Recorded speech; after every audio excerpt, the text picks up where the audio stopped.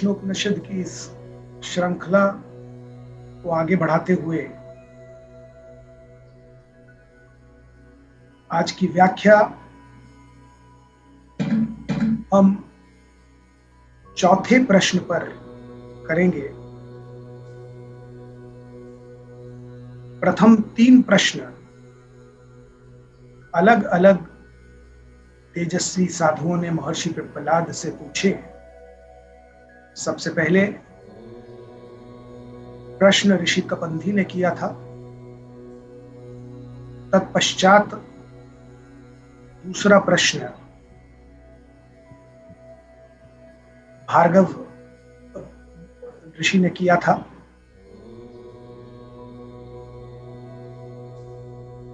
भार्गव ऋषि के पश्चात अगला प्रश्न कौशल के आश्वलायन ने किया था। ये तीन प्रश्न यदि आपको स्मृत हों तो तीनों बड़े ही गूढ़ विषय पर थे,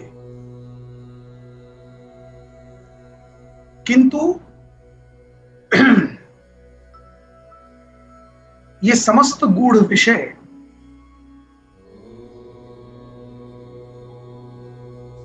भौतिक और स्थूल शरीर से संबंधित थे।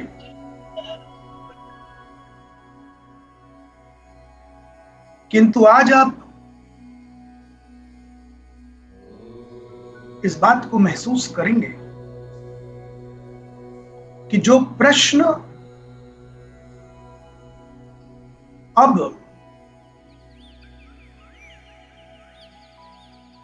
गार्ग्य गोत्रीय ऋषि कर रहे हैं, उसका विषय वस्तु प्रथम तीन प्रश्नों से तो उत्पन्न होता ही है, किंतु विषय वस्तु और अधिक गूढ़ हो जाती है, क्योंकि स्थूल शरीर से आगे बढ़कर ये प्रश्न आंतरिक शरीर पर चले जा रहे हैं, अंतर्मन पर चले जा रहे हैं, सूक्ष्म शरीर पर चले जा रहे हैं। तो एक नवीन दर्शन आपको देखने को मिलेगा, एक नई फिलॉसफी समझ में आएगी, क्योंकि चौथा प्रश्न जो भार्गव ऋषि कर रहे हैं,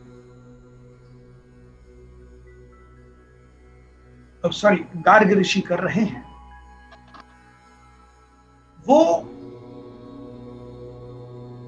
5 भागों में विभाजित है।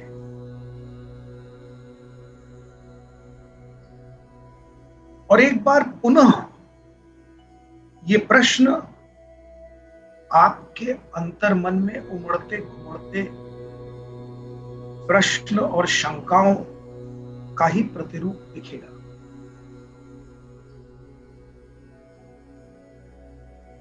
क्योंकि आम आदमी इस विषय पर नहीं सोचता, पर जो भी थोड़ा सा संवेदनशील है, स्वयं को जानना चाहता है, पहचानना चाहता है, और स्वयं को जानने की प्रक्रिया में तरह तरह का अध्ययन करता है, चिंतन करता है, मनन करता है, उसके मन में ये प्रश्न अवश्य उठते हैं।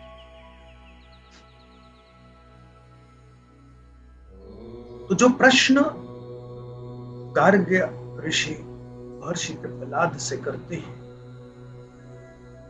वो 5 भागों में विभाजित है।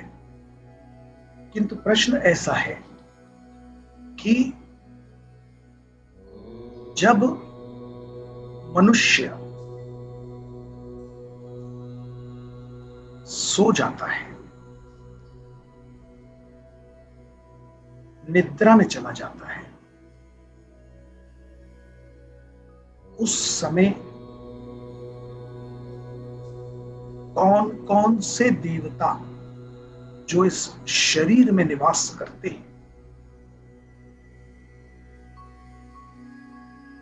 वो जागते रहते हैं। बात को समझिए और प्रश्न के मर्म को समझिए।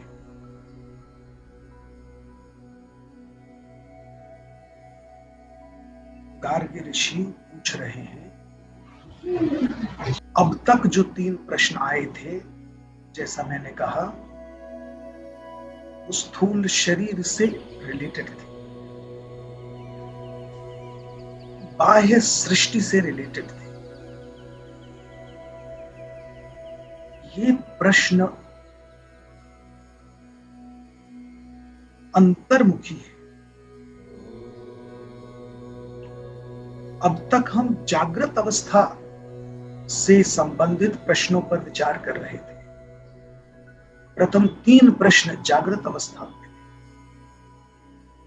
अब स्वप्नावस्था और सुषुप्तावस्था पर प्रश्न आ गया है।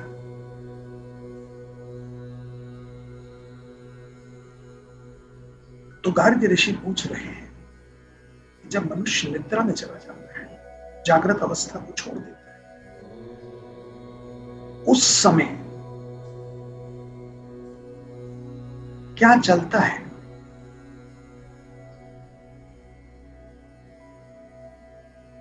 इस मनुष्य में स्थापित में रहने वाले कौन कौन से देवता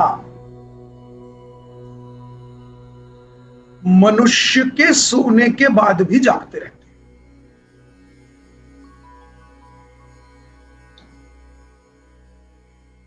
उसी प्रश्न का दूसरा भाग है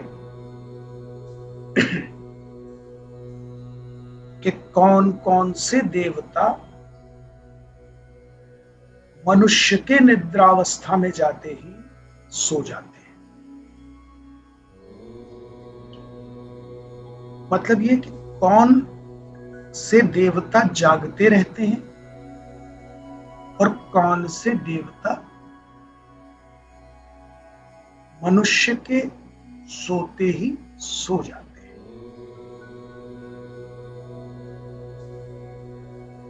तीसरा भाग यह है प्रश्न का कि कौन से देवता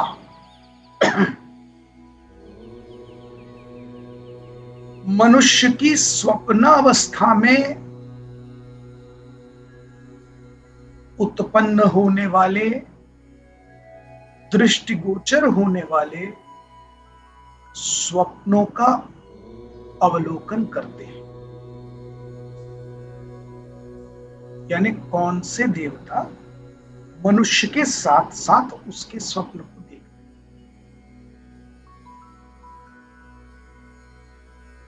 चौथा प्रश्न है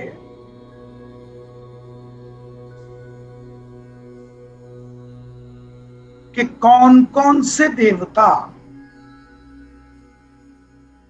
जब मनुष्य गहन निद्रावस्था में पहुंच जाता है, गाढ़ निद्रा, जहां स्वप्न भी नहीं आते, उस अवस्था में कौन से देवता उस निद्रा का सुख अनुभव करते हैं, उस सुख का लाभ उठाते हैं, ऐसे कौन से देवता हैं? और पांचवा भाग है इस प्रश्न का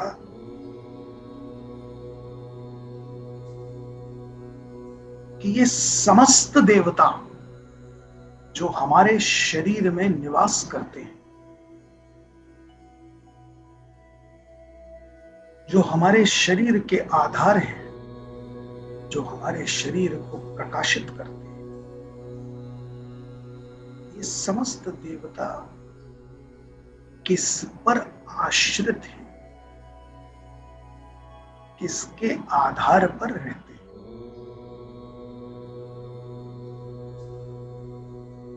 तो देखिए प्रश्न कितने गहन हैं, कितने गहरे हैं, कितने भरपूर है।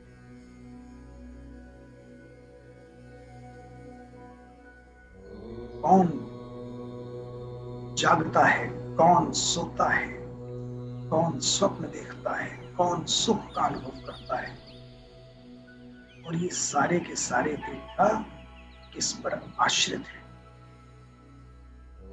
तो सबसे पहले तो इस बात को समझिए कि ये जो उपमाएं दी गई है, ये जो रूपक है, जिन्हें देवता के रूप में प्रस्तुत किया गया है,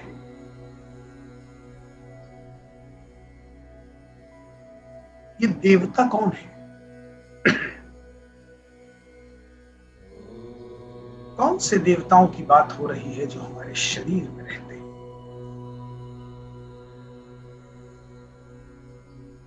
तो देवताओं का रूपक दिया जरूर गया है, उन्हें देवताओं के रूप में प्रस्तुत जरूर किया गया है,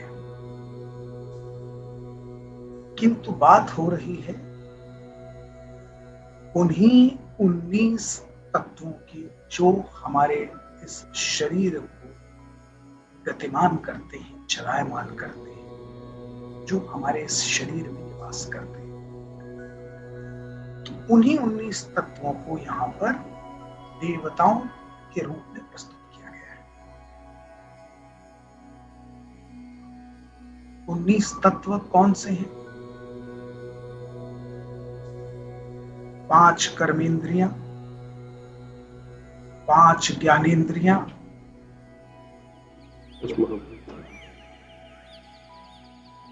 4 अंतर्मन और 5 प्राण। कुल मिलाकर 19।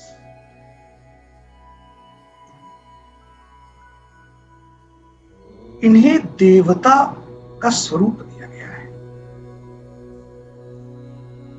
इन्हें ही देवता कहा गया है,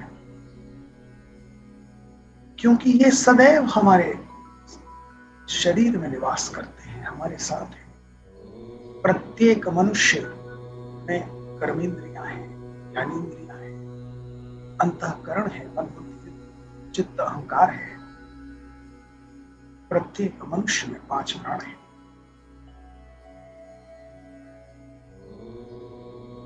तो जब ये प्रश्न आता है कि कौन कौन से देवता सो जाते हैं मनुष्य के साथ साथ, तो मर्म ये है कि कौन सी इंद्रियां निष्क्रिय हो जाती हैं।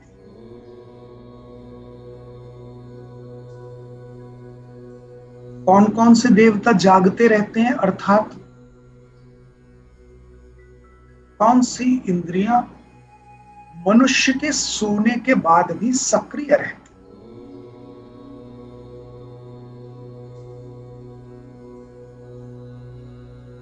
ये बड़ी मीमांसा का विषय है। मनुष्य सो जाने के पश्चात चूंकि जीवित तो है, तो क्या क्या सक्रिय है, क्या क्या निष्क्रिय है, ये जानना बड़ा आवश्यक है। क्योंकि कई बार आप निद्रा अवस्था में भी विश्राम नहीं कर पाते। कई बार नींद आपको पुनः तरोताजा नहीं करती। संपूर्ण विश्राम के पश्चात भी जब आप सो के उठते हैं तो एक थकान महसूस होती है, क्योंकि मानसिक रूप से आप उत्तेजित हैं, उद्वेलित हैं। और यदि आप महर्षि पातंजलि को समझें, सुने,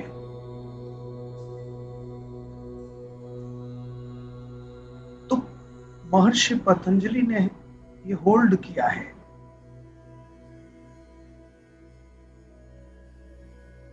कि नींद, निद्रा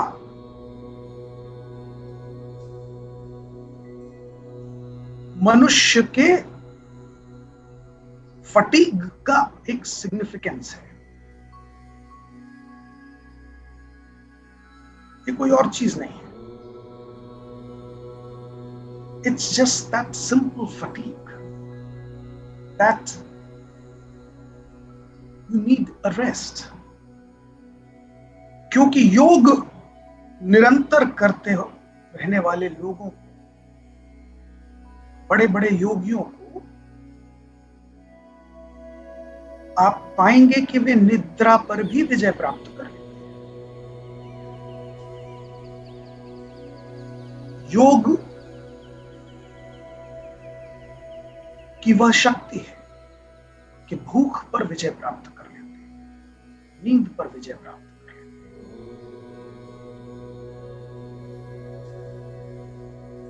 ये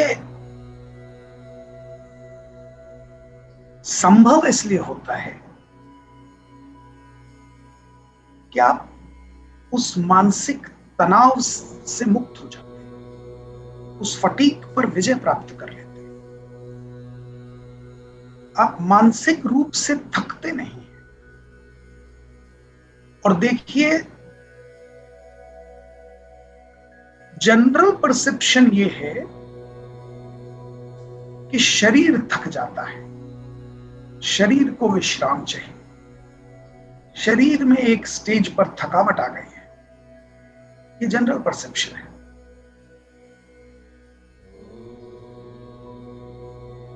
पर महर्षि पतंजलि के अनुसार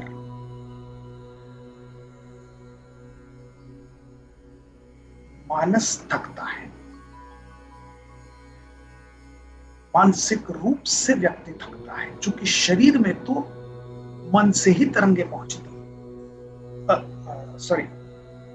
दिमाग से। दिमाग ही सिग्नल देता है कि अब शरीर थक रहा है, दिमाग ही सिग्नल देता है अब विश्राम कर लो। लेकिन जो दिमाग से तरोताजा है, उसका दिमाग वो सिग्नल नहीं भेजता और व्यक्ति फ्रेश रहता है। ऐसे आपको सैकड़ों उदाहरण मिलेंगे ऐसे योगियों के जो मात्र 3 घंटे 2 घंटे की निद्रा में फिर तरोताजा है। घंटे भर में उन्होंने आंखें बंद की और फिर तरोताजा हो गए। तो ये सारा ज्ञान उपलब्ध है, मात्र उपयोग करने की आवश्यकता है। और इसलिए इस प्रश्न की गूढ़ता को समझने की आवश्यकता है। तो पूछ रहे कौन कौन सोता है, कौन कौन जागता है।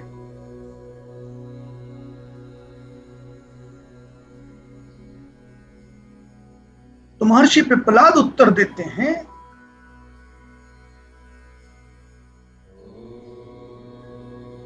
कि जब मनुष्य निद्रावस्था में पहुंच जाता है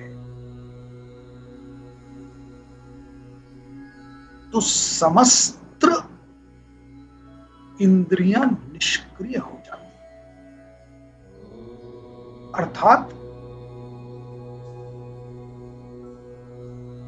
मन रूपी प्राण को छोड़कर सब के सब निष्क्रिय हो जाते हैं।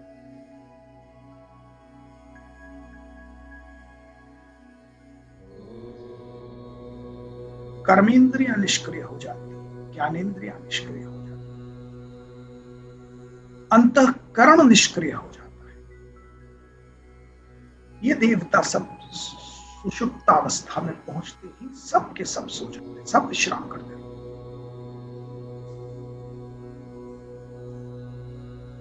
जो जागता रहता है वो है मात्र प्राण। 5 प्राण जो हैं वो सक्रिय रहते हैं।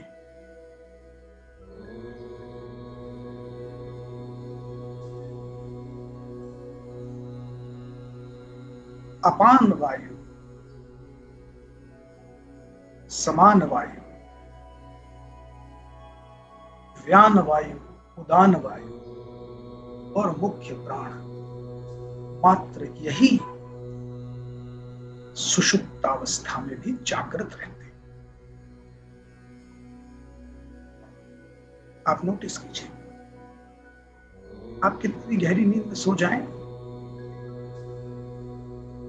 प्राण अपना काम कर रहे हैं, सांस चलती रहती है, आपकी बाकी इंद्रियां निष्क्रिय होती है। निद्रा अवस्था में आप खा नहीं सकते, पी नहीं सकते, उसके लिए आपको जागना ही पड़ेगा। बातचीत नहीं कर सकते, जागना पड़ेगा। स्वाद नहीं ले सकते। कई बार तो गहन निद्रा में स्पर्श का अनुभव भी नहीं होता। कोई आके झकझोर के उठाता है, उठ जाओ उठ जाओ। ये सारी इंद्रियां निष्क्रिय होती है।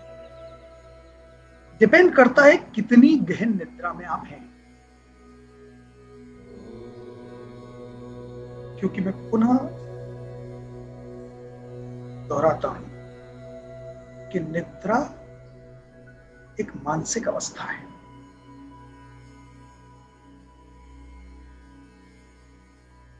सोता तो दिमाग है ना, शरीर थोड़ी सो रहा है। शरीर तो उन सिग्नल्स को फॉलो कर रहा है जो दिमाग उसको दे रहा है।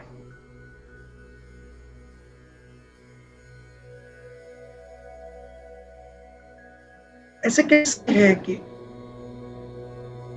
जिस हल्के से बोझ को उठाकर आपका शरीर थक जाता है, आपकी मांसपेशियां, आपके शरीर के जोड़ दुखने लगते हैं, दर्द होने लगता है, तकलीफ होने लगती है, उसी बोझ को एक मजदूर दिन भर उठाकर नहीं थक। जिस चढ़ाई पर आपके पैर 100 कदम चलकर आपकी मांसपेशियां थकावट महसूस करती, उसी चढ़ाई पर किलोमीटर्स तक एक सोल्जर चढ़ जाता है, उसकी मांसपेशियां उसको कोई तकलीफ नहीं देती, कोई दुख नहीं होता, कोई दर्द नहीं।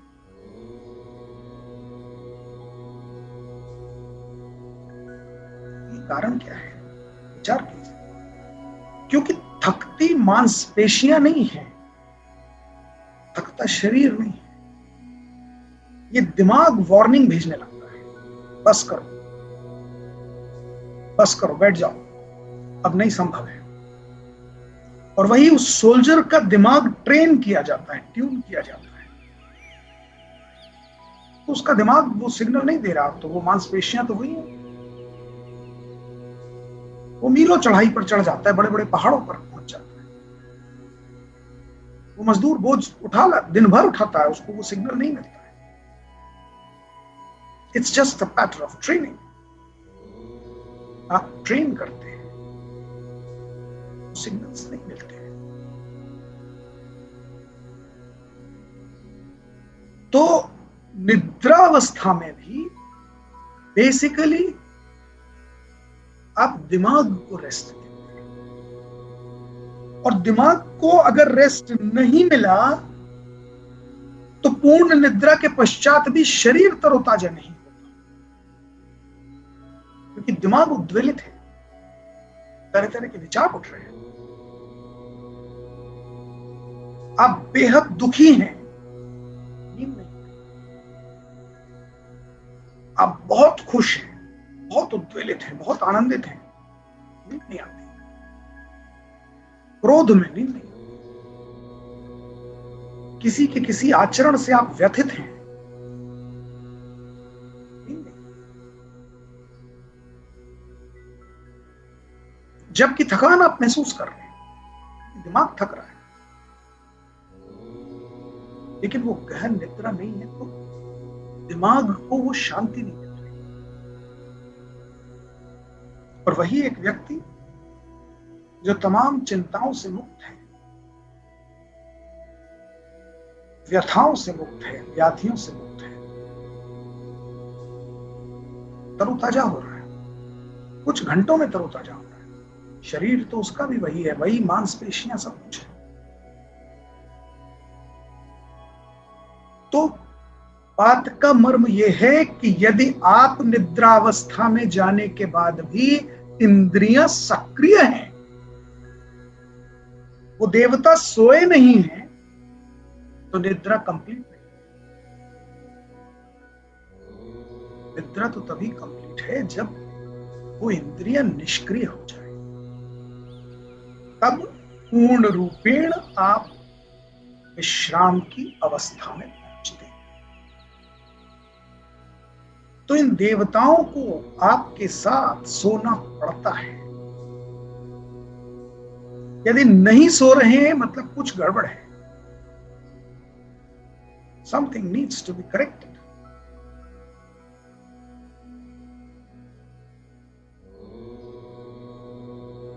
तो महर्षि पिप्पलाद कहते हैं कि मात्र प्राण जीवित है और बाकी सारी इंद्रियां मनुष्य की निद्रा के साथ ही निष्क्रिय होते हैं। वो सारे देवता सो जाते हैं। प्राण जो 5 प्रकार के हैं, उन्हें भी प्रश्नोपनिषद में यज्ञ का रूपक दिया गया है।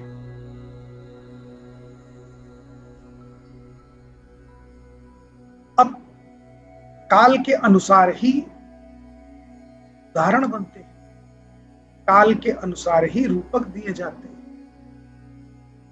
जिस काल की ये संरचनाएं हैं, उस काल में यज्ञ ही हुआ करता। यही संरचनाएं आज के काल में होंगी तो उदाहरण मशीनों के होंगे, कारों के होंगे, एरोप्लेन के होंगे, क्योंकि आज यज्ञ नहीं होते। तो यज्ञ की जो विशेषताएं हैं, शायद आप उससे परिचित भी ना हो।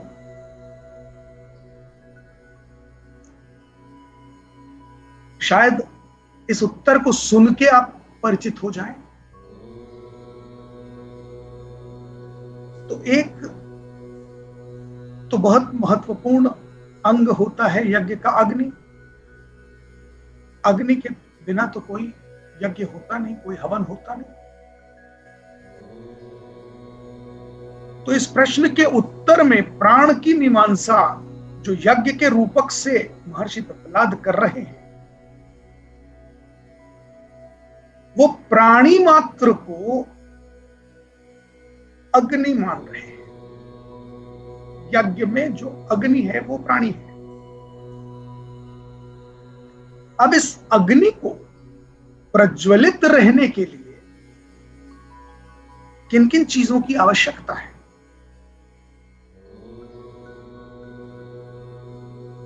अर्थात यदि प्राणी है तो उसके अंदर ये सारी इंद्रियां हैं, ये सारे देवता निवास कर रहे हैं। और निद्रा भी तो टेम्परेरी डेथ है।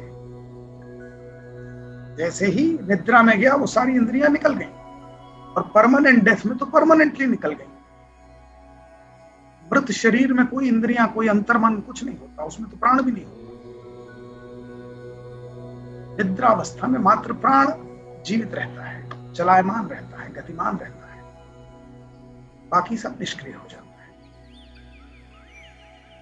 तो ये जो प्राणी मात्र है, ये इसको अग्नि का उदाहरण, एक एनालॉजी दी गई है कि यज्ञ की अग्नि ही प्राणी है, और अपान वायु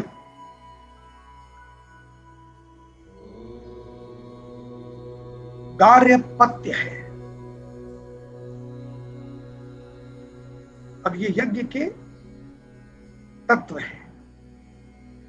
यज्ञ में गार्हपत्य होता है, यज्ञ का एक ऋत्विक होता है जिसे होता कहते हैं। यज्ञ में जो आहुतियां होती हैं उन्हें हवि कहते हैं।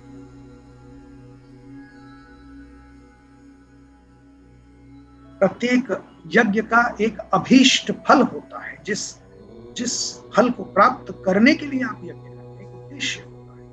ये सब यज्ञ के तत्व हैं।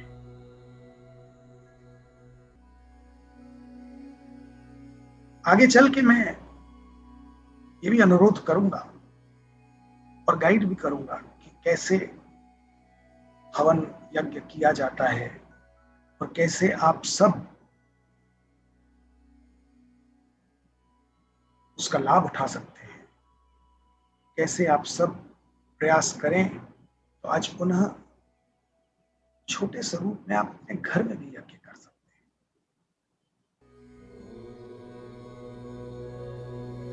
ना सही रोज पर पीरियोडिकली कर सकते हैं, अपनी सुविधा के अनुसार कर सकते हैं, लेकिन क्यों आवश्यक है, क्यों उसका क्या अभीष्ट फल होता है, क्या क्या तत्व होते हैं, मैं आने वाले वक्त में इसकी मीमांसा भी करूंगा और अनुरोध भी करूंगा कि उस ज्ञान का उपयोग कीजिए। किंतु अभी तो हम प्रश्नोपनिषद पे महर्षि पिप्पलाद के उत्तर को सुन रहे हैं। तो वो कह रहे हैं प्राणी मात्र ही अग्नि है,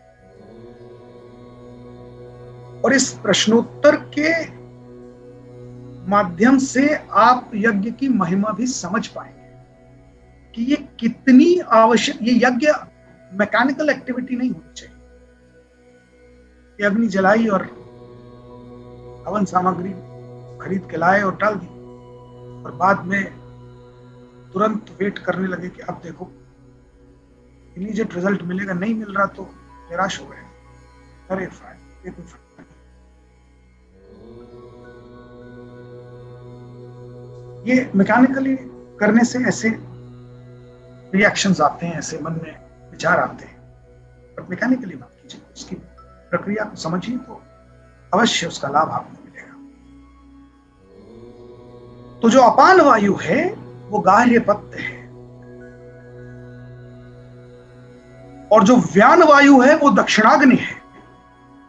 आपको मैंने तरह तरह की अग्नि के बारे में बताया है, नचिकेत अग्नि, जठराग्नि, दक्षिणाग्नि।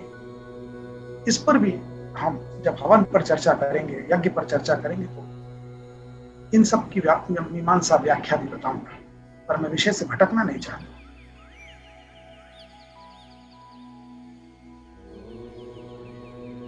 तो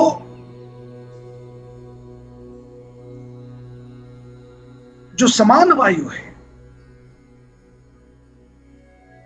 वही हवि है, जैसे यज्ञ में आहुतियां दी जाती हैं, क्योंकि समान वायु हुई प्राण को शरीर के कोने कोने तक पहुंचा रही है और प्राणी को या प्राणी रूपी अग्नि को प्रज्वलित रखने में सहायता कर रही है। तो जो हवि है यज्ञ की वो समान वायु है।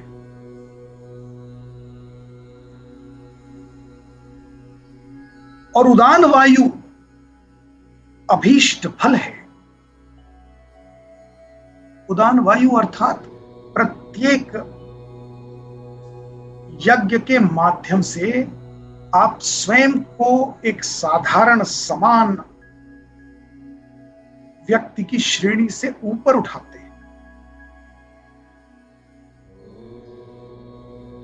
आप अपने उद्देश्य के तरफ प्रगति करते हैं, और आप जानते हैं उदान वायु ऊपर उठती है, सुषुम्ना नाड़ी के माध्यम से हृदय से लेकर मस्तिष्क तक प्राण को लेकर पहुंचाती है, वो यात्रा कराती है। तो जो अभीष्ट फल है किसी भी यज्ञ का, वो उदान वायु है। इस प्रकार का उत्तर देते हुए महर्षि पिप्पलाद अगले सेगमेंट पर, अगले प्रश्न के अगले भाग पर पहुंचते हैं और कहते हैं कि जो तुमने प्रश्न किया है कि स्वप्नावस्था में कौन से देवता स्वप्न देखते हैं, अर्थात देखिए मनुष्य जो स्वप्न देख रहा है वो उसका भ्रम है, मनुष्य कुछ नहीं देख रहा है।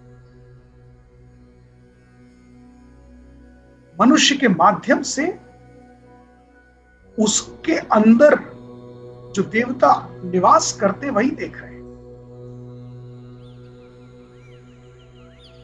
तो स्वप्नावस्था में कौन से देवता स्वप्न देखते हैं? तो महर्षि पिप्पलाद कहते हैं ये सारे स्वप्न जागृत अवस्था में हुई घटनाक्रम से ही उत्पन्न होते हैं।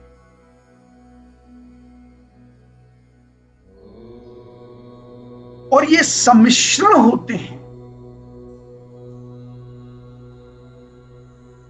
उन परिस्थितियों का जिन्हें मनुष्य ने देखा है और जिन्हें नहीं देखा है, जिन घटनाओं को सुना है और जिन्हें नहीं सुना है, जिन चीजों का अनुभव किया है और जिनका अनुभव नहीं भी किया है। इन तमाम अवस्थाओं के सम्मिश्रण से ही स्वप्न बनते हैं। कभी भी स्वप्न इनमें से किसी एक तत्व से नहीं बन सकता, सम्मिश्रण से ही बनता है। या तो आपने देखा है या आपने सुना है, या जब आप जागृत अवस्था में हैं तो आप अपने विचारों के माध्यम से किसी चीज को अनुभव कर रहे हैं, आप सोच रहे हैं किसी बारे में। जो कुछ आप सोच रहे हैं वही निद्रावस्था में स्वप्न बन जा रहा है। अगर आप जीवित अवस्था में, जागृत अवस्था में कभी किसी पुस्तक को पढ़ते हुए, टेलीविजन पर किसी सिनेमा या सीरीज को देखते हुए कल्पना लोक में चले गए, स्पेस साइंस पे कोई पुस्तक पढ़ी आपने, आपका कोई लेना देना नहीं, लेकिन स्पेस से रिलेटेड कोई सिनेमा देख लिया और आप विचार करने लगे कि कभी मैं जाऊं तो क्या मजा आए, और ये विचारों में आप हैं और उसमें नींद आ गई, तो स्वप्न अवस्था में आप मंगल ग्रह पे विचरण कर रहे हैं। जहां नासा आज तक पानी ढूंढ रहा है, हो सकता है मंगल ग्रह पे आप बारिश का आनंद ले। तो जो अनुभव नहीं हुआ है वो भी आप स्वप्न में अनुभव कर रहे हैं, लेकिन कहीं ना कहीं जो नहीं हुआ वो भी जनित हो रहा है उस अनुभव से जो कहीं ना कहीं आपने किया है, कुछ ना कुछ विचार किया है, उसके सम्मिश्रण से वो स्वप्न बन रहा है। और उस स्वप्न को देखने वाला है आपका मन,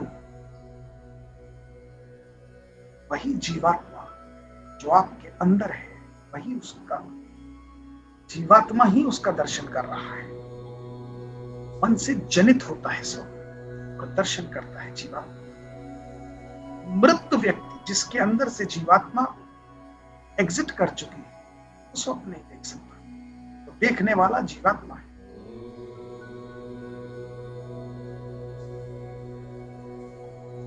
और चौथा प्रश्न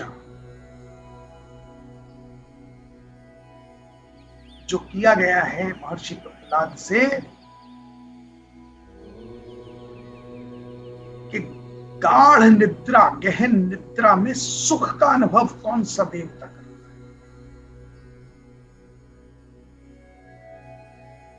तो उसके प्रश्न के उत्तर में भी महर्षि प्रहलाद कहते हैं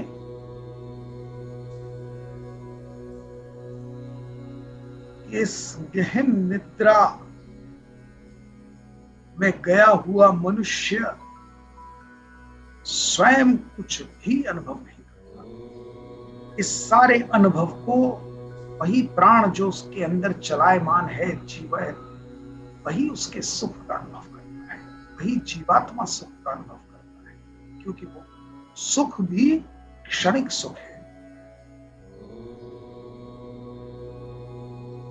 गाढ़ निद्रा का काल बड़ा सीमित है, थोड़ी देर के लिए ही व्यक्ति गहन निद्रा में पहुंचता है। और गहन निद्रा यानी जहां पर सारी इंद्रियां निष्क्रिय हो चुकी हैं, पीस ऑफ माइंड के साथ आप सो रहे हैं, उठने से आप तरोताजा महसूस कर रहे हैं, अर्थात सुख का अनुभव। गहन निद्रा ही सुख का अनुभव करा।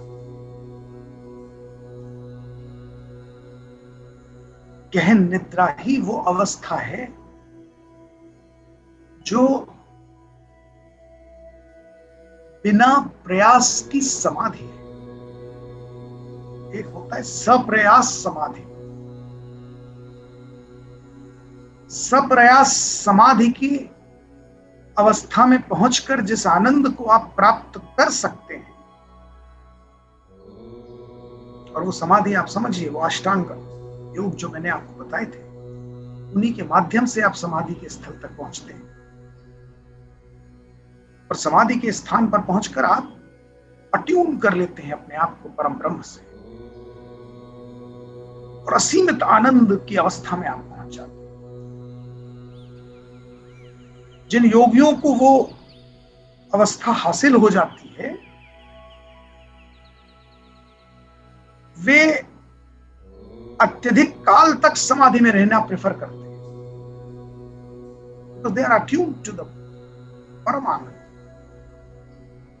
उस आनंद के बराबर का कोई आनंद नहीं, और वह आनंद क्षणिक रूप से बिना प्रयास के गहन निद्रा में आपको प्राप्त होगा, जहां आप प्रयत्न करके उस अवस्था तक नहीं पहुंच रहे। इट इज हैपनिंग ऑटोमेटिकली, पर क्षणिक है, बहुत कम देर के लिए, कुछ घंटों के लिए। लेकिन उन घंटों के बाद जब आप उठते तरोताजा फील करते, मानसिक रूप से पूर्ण रूप से शांति आपको मिल जाती है। उस समय आपका मन उद्वेलित नहीं है, उत्तेजित नहीं है, इसलिए आप शांत हैं। तो सुख का अनुभव भी जीवात्मा करती है।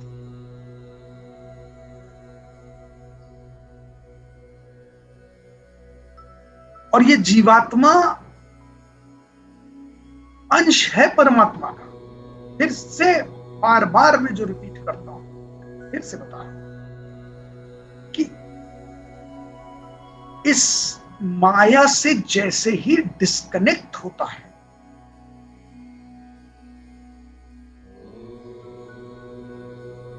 इस भौतिक सृष्टि से जिसको आप सत्य मानकर बैठे हैं, यही सारे प्रपंच, सारे दुख, सारे कष्ट का कारण होता है।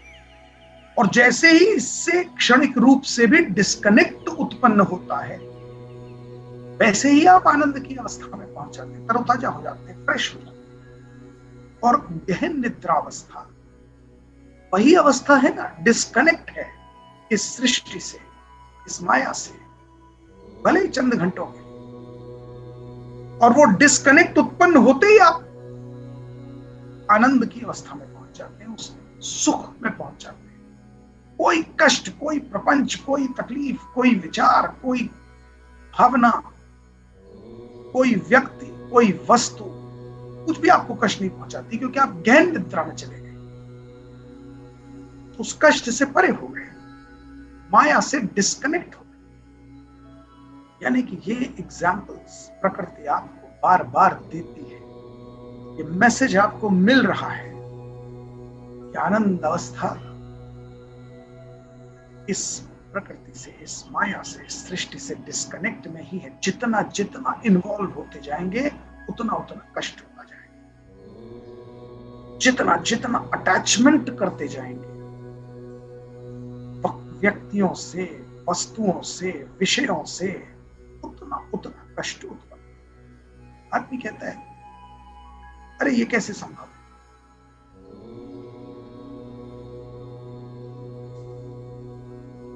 इसलिए आपके मन में आता है क्योंकि आप उस दिशा में बढ़ नहीं रहे। बढ़ेंगे तो राह मिलेगी। ये कैसे संभव है प्रश्न नहीं आएगा। संभव तो तभी होगा ना जब उस मार्ग पर उत्सर्ग, अटैचमेंट्स कम करते जाएंगे। ये एक प्रक्रिया है, एक झटके में नहीं हो सकता। धीरे धीरे धीरे you will have to detach yourself. और इसीलिए यदि आपको मेरे पुराने व्याख्या, पुराने प्रवचन स्मरित हो, तो हमने इस विषय पर भी चर्चा की थी।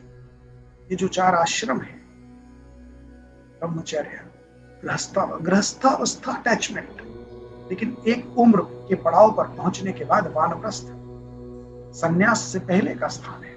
Sannyas is absolute detachment.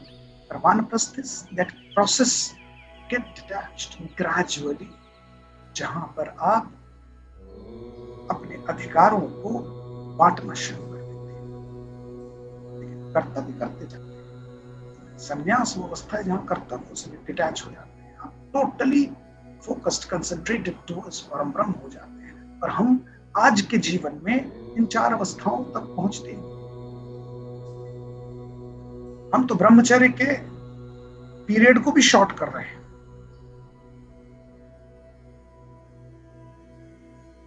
Maximum जीवन गृहस्थाश्रम में ही बिताते हैं और गृहस्थाश्रम में ही निर्वाण हो जाता है। वहीं से इस प्रश्न को छोड़ देते हैं, वानप्रस्थ में जाते हैं, संन्यास का तो प्रश्न ही नहीं। इसलिए मृत्यु की अवस्था तक तरह तरह के कष्ट हम झेलते हैं, क्योंकि हमारा डिटैचमेंट नहीं, we are not getting detached. व्यक्तियों से हम अपेक्षाएं लिए रहते हैं कि वो व्यक्ति जिसके लिए मैंने ऐसा किया था वो मेरे लिए ऐसा करेगा। अरे दूसरा छोड़िए, अपने पुत्र पुत्रियों से अपेक्षाएं रखते हैं, क्योंकि अटैचमेंट है। उस पुत्र को आपसे, आपकी प्रायोरिटी से उतना लगाव नहीं, उसकी अपनी प्रायोरिटी शुरू हो जाती, क्योंकि उसका जीवन शुरू हो चुका है, वो गृहस्थाश्रम में प्रवेश कर रहा है। आप वानप्रस्थ की तरफ बढ़ते हुए भी गृहस्थाश्रम छोड़ना नहीं चाह रहे, तो आप दोष नहीं दे सकते उस पुत्र को, क्योंकि वो तो अब अपने जीवन की उस अवस्था में पहुंचा जहां उसको अपने जीवन को अब उपभोग करना है। लेकिन आपकी जो अपेक्षाएं हैं वो आपको कष्ट पहुंचा रही है, क्योंकि आप अटैचमेंट छोड़ देते। वस्तुओं से अटैचमेंट नहीं छूटता। तो ये प्रकृति आपको इंडिकेशन देती है, गहन निद्रावस्था वो टेम्परेरी डिटैचमेंट की अवस्था है, जिसके बाद आप असीम सुख का, आनंद का अनुभव करते हैं। The moment you get detached from this maya, you are happy. बीमार व्यक्ति, व्याधियों से घिरा व्यक्ति हॉस्पिटल में जब जाता है, उसे कई बार नींद का इंजेक्शन लगाते हैं, भैया सुख हो जाए, कष्ट दूर हो जाए। और जैसे ही वो एक इंजेक्शन लगता है, एनेस्थीसिया दिया जाता है, सारे कष्ट दूर हो जाते हैं, क्योंकि गहन निद्रावस्था में पहुंच गया, दिमाग ने सिग्नल देना बंद कर दिया, सब शांत हो गया, सब सुख हो गया, कष्ट खत्म। और जैसे ही उसकी इफेक्ट है वो कम होने लगता है उस दवाई का, अब फिर कोई कष्ट महसूस करने लगता।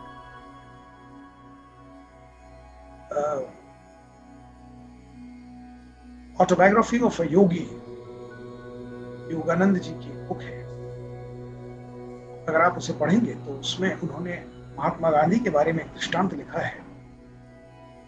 और उन्होंने कहा है कि उन्होंने अपने अपेंडिक्स का ऑपरेशन बिना एनेस्थीसिया के कराया।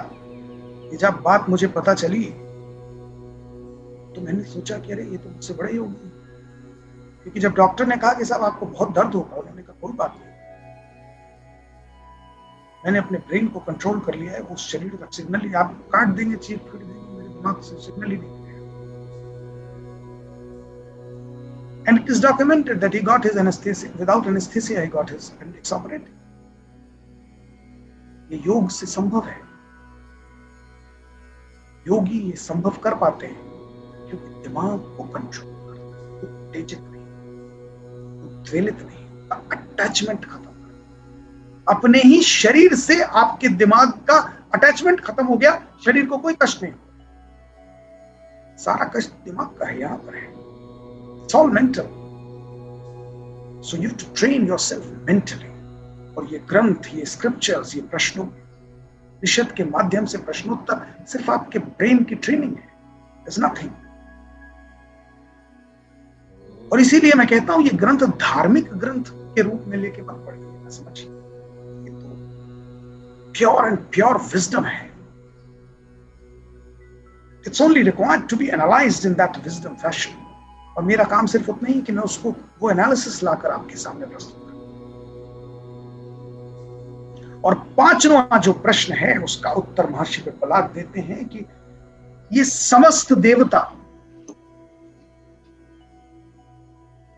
किसमें स्थिर है, किस पर आश्रित है, किसके आश्रय में है।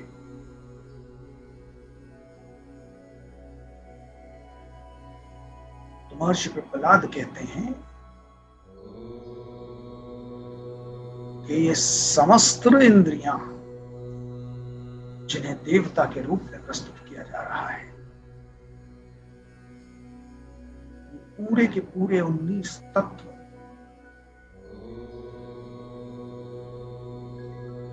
अल्टीमेटली परमात्मा पर आश्रित है। अब आप देखिए 19 तत्व प्लस जीवात्मा, क्योंकि सुख का अनुभव, स्वप्न का अनुभव जीवात्मा कर रहा है। ये जीवात्मा भी किस पर आश्रित है?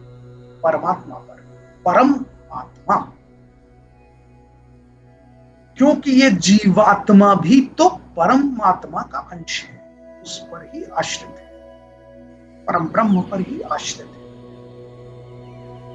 बाकी 19 तत्व आत्मा पर, जीवात्मा पर आश्रित है, प्राण पर आश्रित है। अगर आप सीक्वेंस देखें तो 14 तत्व प्राण पर आश्रित है और 5 प्राण जीवात्मा पर आश्रित है, यानी 19 तत्व जीवात्मा पर आश्रित है और 20वां जीवात्मा मिलाकर पहले के 14, 5, 19 ये सब के सब 20 तत्व परमात्मा पर आश्रित है। इसी में समझिए। और अल्टीमेट उद्देश्य तो वही परम ब्रह्म है, वही परमात्मा है, जहां पर प्रत्येक मनुष्य को पहुंचना है। वही उद्देश्य है जो अचीव करना है। जिसे विवेकानंद ने कहा है, stop not till the goal is reached, awake rise. तब तक रुकना नहीं है, थकना नहीं है, जब तक उस उद्देश्य तक पहुंचता है। और जो परम ब्रह्म तक पहुंच गया वो परम आनंद की अवस्था में पहुंच गया, पूरी अवस्था में पहुंच गया। तो ये सीक्वेंस समझने की जरूरत है। तो इस पांचों प्रश्न के उत्तर देने के पश्चात महर्षि पिप्पलाद कहते हैं कि जिसने इस सत्य को समझ लिया, जिन 5 गूढ़ प्रश्नों के रूप में तुमने अपनी शंकाओं को मेरे सामने रखा है, हे गार्ग,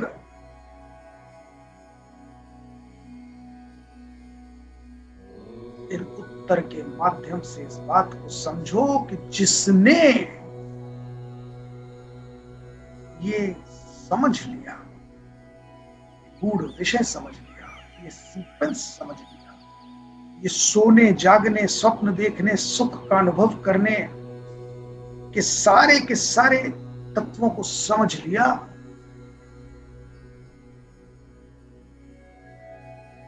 और जिसने इस पर अपने आचरण को स्थापित कर दिया, जो इस मार्ग पर चल पड़ा,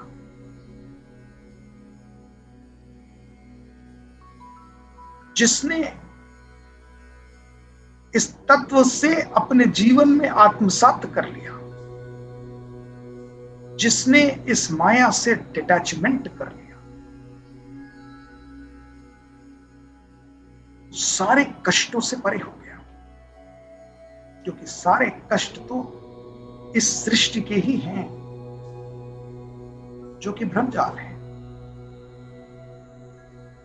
आप देखिए, आप कोई भी कष्ट अपना मुझे बताइए,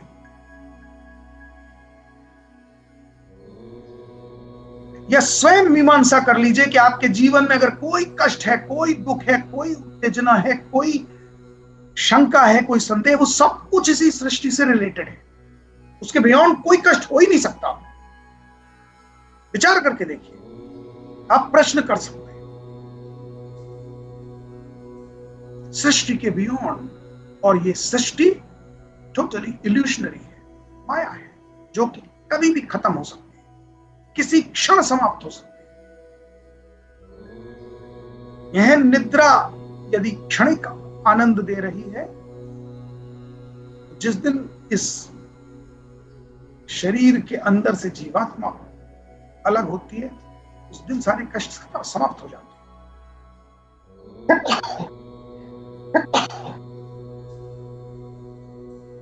क्योंकि सारे कष्ट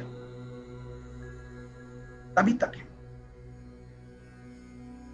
तो महर्षि पिप्पलाद कह रहे हैं, कष्टों का निवारण तो तभी है जब आप अपने आप को इस सत्य से परिचित कर लें, इस सीक्वेंस को समझ लें।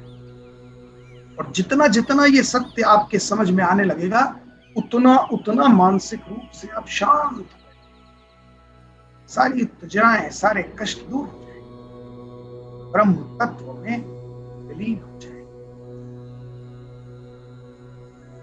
तो जो 10वां और 11वां श्लोक है, वह इसी फिलॉसफी को प्रतिपादित करता है, इस दर्शन को प्रतिपादित करता है कि जितना जितना इस फैक्ट से आप परिचित हो जाएंगे, उतना आप आनंद के स्तर पर पहुंचते जाएंगे। असीम मानसिक शांति, परम आनंद की अवस्था, जहां ना कोई उत्तेजना है, ना जहां कोई कष्ट है,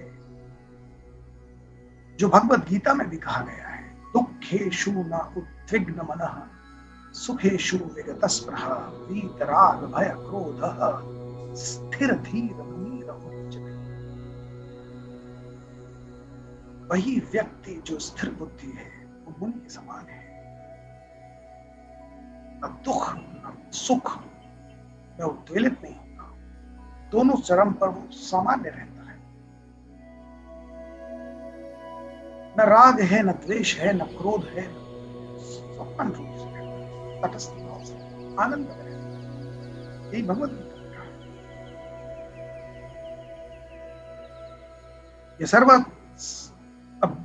यह सर्वन्यस्य अभिनेष्टि,